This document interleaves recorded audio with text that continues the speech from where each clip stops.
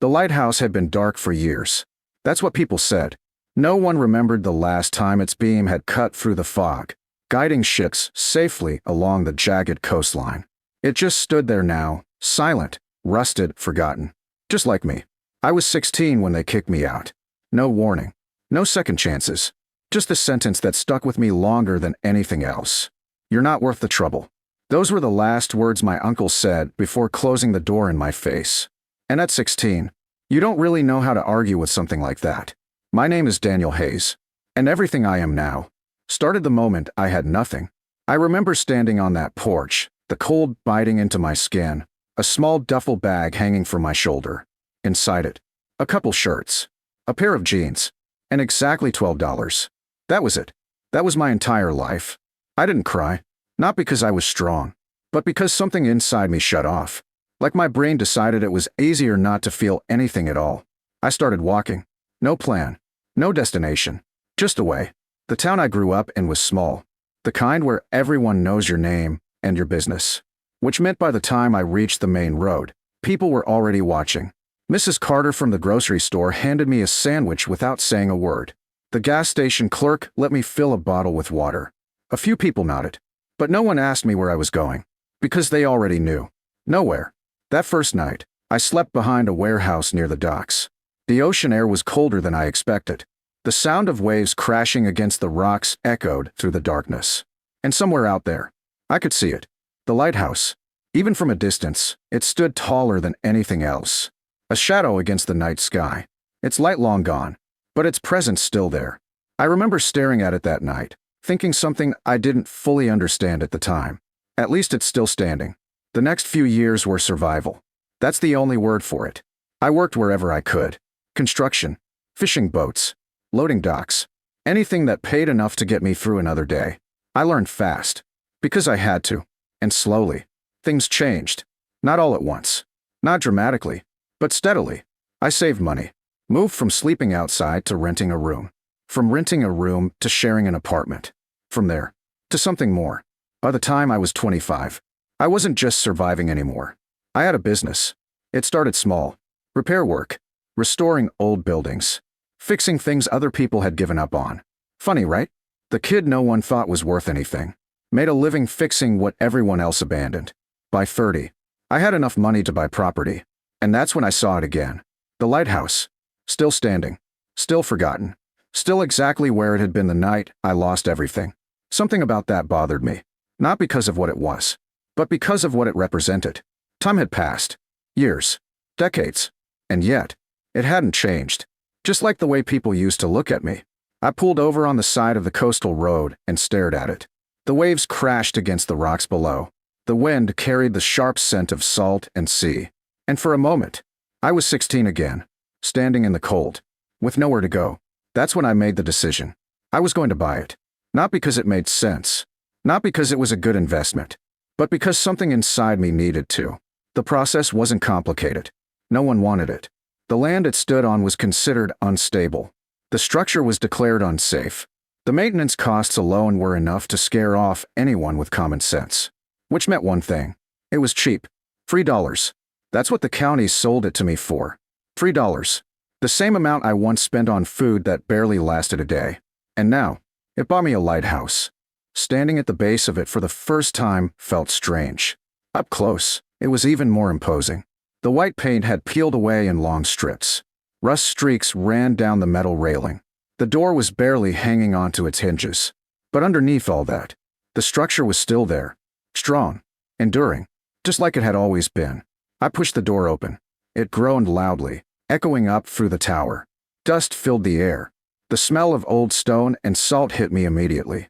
Inside, the spiral staircase wrapped upward into darkness. Each step worn from years of use. Each one telling a story of the people who had once kept this place alive. I ran my hand along the wall as I climbed. The stone was cold. Solid. Unchanged.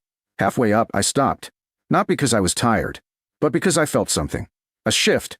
Like the lighthouse wasn't just empty. Like it was waiting. I shook it off and kept climbing. When I reached the top, the view hit me all at once. The ocean stretched endlessly in every direction. Waves crashing against the cliffs below. The wind stronger up here. Louder. I stepped into the lantern room. The glass was cracked in places. The old light mechanism sat in the center, covered in dust, rust, time. I walked around it slowly, and that's when I noticed something. The floor. It didn't match the rest of the tower.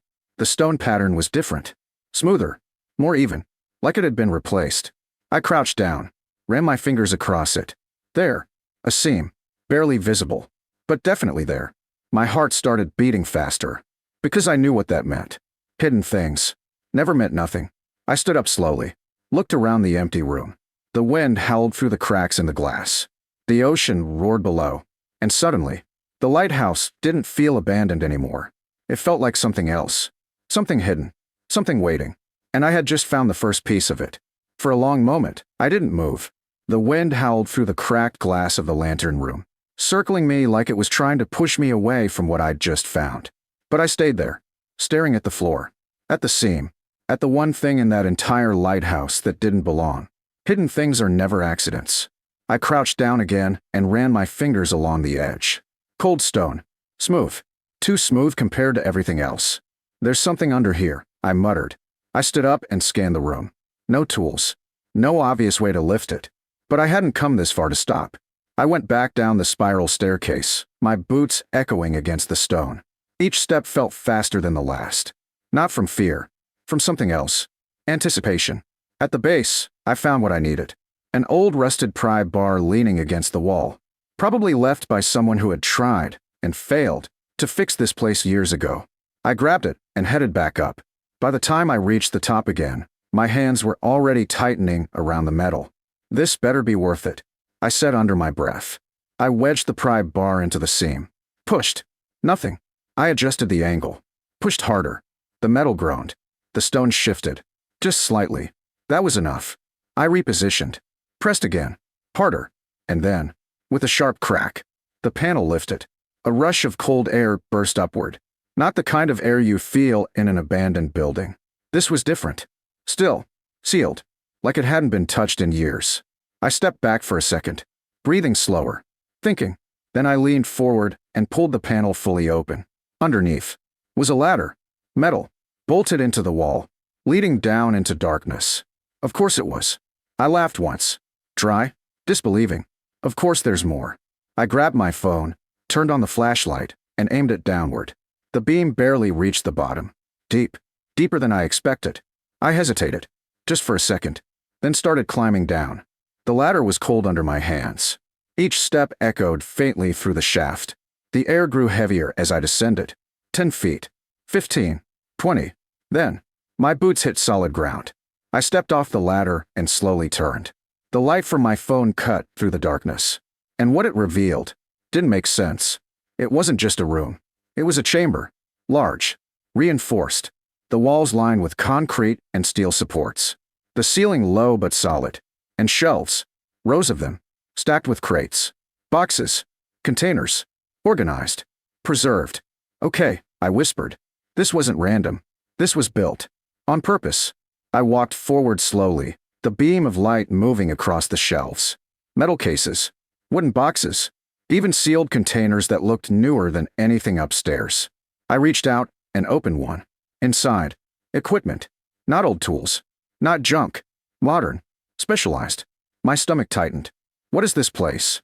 I kept moving. At the center of the chamber, there was a table, and on it, a leather-bound journal. I picked it up. The cover was worn, but protected.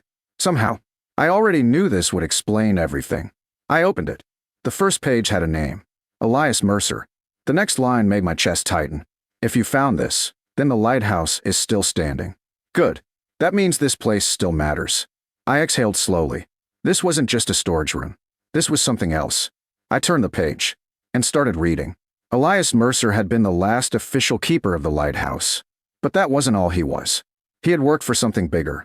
A maritime monitoring program. Something unofficial. Unlisted. His job wasn't just to maintain the light. It was to watch. Track. Report. The waters off this coast weren't just dangerous. They were important. Shipping routes. Restricted zones. Things that weren't supposed to be talked about.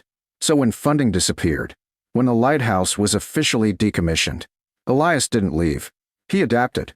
He turned the lighthouse into something else. A hidden station. The chamber beneath it wasn't just storage. It was a command center. Backup systems. Supplies. Equipment. Everything needed to monitor the coast without being seen. I looked around again. The crates. The tools. The layout. It all made sense now. This place wasn't abandoned. It had been shut down. Quietly. Deliberately. I kept reading. The entries became more personal. Elias writing about isolation. About being forgotten. About knowing his work still mattered, even if no one acknowledged it anymore. That part hit harder than I expected, because I understood that, better than I wanted to. Then I reached the final pages. The handwriting changed. Less steady, more rushed. They're shutting everything down, pulling out resources, leaving this place behind. I swallowed. But I'm not leaving it empty. I turned the page. And there it was. The truth. Elias had done something before he left. He had secured ownership rights. Quietly. Through channels no one paid attention to anymore. The lighthouse. The land. The access routes. All of it. And then, he hid it. In here. In this chamber. For someone to find. For someone who would understand what it meant. My heart was pounding now. I flipped to the last page. If you're reading this, then you found it. I stared at the words. This place is more than what it looks like. It's positioned where others aren't. It sees what others miss. I looked up. Toward the ceiling. Toward the lighthouse above. Use it. Or leave it. But don't ignore what it could become. I closed the journal slowly. The silence in the chamber felt different now. Heavy. Like it was waiting for a decision. I stood there for a long time. Thinking. About where I started. About what I had built. About the kid who got kicked out with nothing. And the man standing here now. Holding something no one else even knew existed. I climbed back up slowly. Each step heavier than the last. When I reached the top, the wind hit me again. The ocean stretched endlessly in front of me. The waves crashing against the rocks. The same view I had seen as a kid. But everything felt different now. I stepped outside. The lighthouse stood behind me. No longer forgotten. No longer empty. I looked back at it. $3. That's all it took. Not to buy a building, but to uncover something no one else even thought to look for. Something hidden. Something powerful. Something unbelievable. And for the first time since I was 16, I wasn't looking for a place to survive. I was looking at something I could build. Something bigger than me. Something that had been waiting. For someone who refused to be forgotten.